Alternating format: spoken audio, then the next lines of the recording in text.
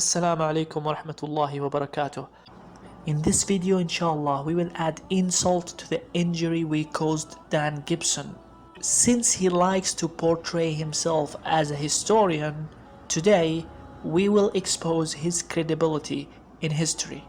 Let's go and listen to the great historian Dan Gibson. هذا الامر غريب، يعني اول مره نسمع فيه، يعني شلون المسلمين تبيهم يصدقون في هذا الشيء المكتوب؟ يعني غريبه، ليش ما مذكور في الكتب الاسلاميه ولا مذكور في كتب التاريخ؟ شلون نسوا يعني ترى هل تناسوا ولا نسوا هذا الامر؟ شلون ما يذكروه؟ شيء غريب. In order to understand the events that influence the writing of Islamic history, we need to recognize several things. First, it is my belief there was a literary vacuum in the early Islamic empire, created by zealous Muslims who destroyed books and manuscripts, erased inscriptions, burned libraries, and destroyed all literature except the Quran, which was mostly bits and pieces of what people remembered of the revelations that Muhammad gave.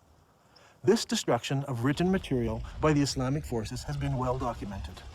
One piece of evidence is a letter from 640 AD from the Caliph to General Amru, the leader of the Muslim armies in Egypt, who asked the Caliph what should he do with the thousands of manuscripts he found in warehouses in Alexandria.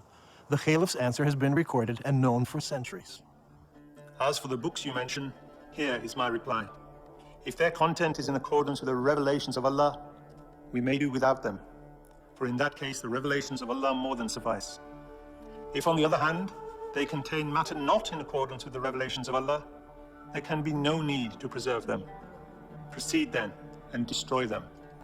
The Muslim writer Ibn al-Kifti tells us that the books were distributed to the public baths of Alexandria, where they were used to feed the stoves, which kept the baths comfortably warm. They say it took 6 months to burn all that massive material. In the clip we have just watched, Dan Gibson gave us a valuable piece of historical information. He claimed that Muslims, and specifically the Caliph Umar, was responsible for the destruction of the Library of Alexandria in the 7th century. And he said that this historical information is well documented. This destruction of written material by the Islamic forces has been well documented.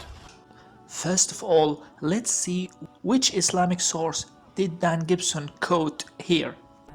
The Muslim writer Ibn al-Kifti. Remember that Dan Gibson doesn't think that Bukhari is so reliable because it was written 200 years after the facts. Bukhari says it was Jerusalem. But Bukhari is writing some 200 years after Muhammad, and he's writing more than 100 years after the Qibla change took place. So he's not an eyewitness. He's just collecting what people are remembering. So even though Bukhari has a very good isnad, Dan Gibson, as a historian, doesn't think the information in Bukhari is very reliable because it was written 200 years after the fact. Let's see when Al-Qibti lived. Jamal ad-Din al-Qibti was born in the year 1172 AD and he died in the year 1248 AD. So he was born more than 500 years after the fact. Al-Bukhari, on the other hand, was born less than 200 years after the fact he was writing about. Think about it. The great historian Dan Gibson doesn't think that all the information in Bukhari is reliable because he was writing some 200 years after the fact.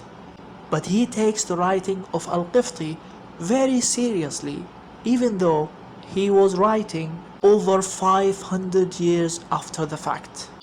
Maybe Al-Qibti has a better isnad than Bukhari. How good is the isnad in Al-Qibti? The answer is, there is no isnad in Al-Qibti. We don't know where he got this information from. On the other hand, there is an isnad in Bukhari. That is not reliable. But 500 years after the fact, without any isnad, is very reliable. Let's now go through some experts' take on this story, and I will only quote Western sources. I'm not going to quote any Arab or Islamic source. Let's start with Britannica Encyclopedia. In an article titled "The Fate of the Library of Alexandria," they write the following. In 642, The Arab general Amr ibn al-As conquered Egypt and occupied Alexandria. The event of the early Arab conquests were recorded by historians from several sides, including Arabs, Copts, and Byzantines, for more than 5 centuries after the conquest. There was no mention of and not a single reference to any incident related to an Alexandrian library under the Arabs. Suddenly, early in the 13th century appears an account reported by Ibn al-Qifti and other Arab authors describing how Amr had burned the books of the ancient library of Alexandria. The story has a fictitious flavor and has repeatedly been criticized, notably by the 18th century British historian Edward Gibbon, and it has since been proved to be a 12th century fabrication.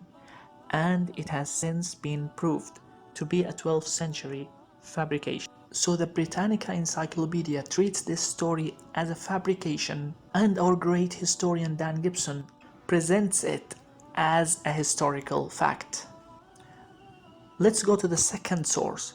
The second source is, believe it or not, Bernard Lewis, an American-British historian who was openly critical of Islam. He published a paper at Brill titled The Arab Destruction of the Library of Alexandria, Anatomy of a Myth. The title speaks for itself, but let's read some comments made by Bernard Lewis in this paper.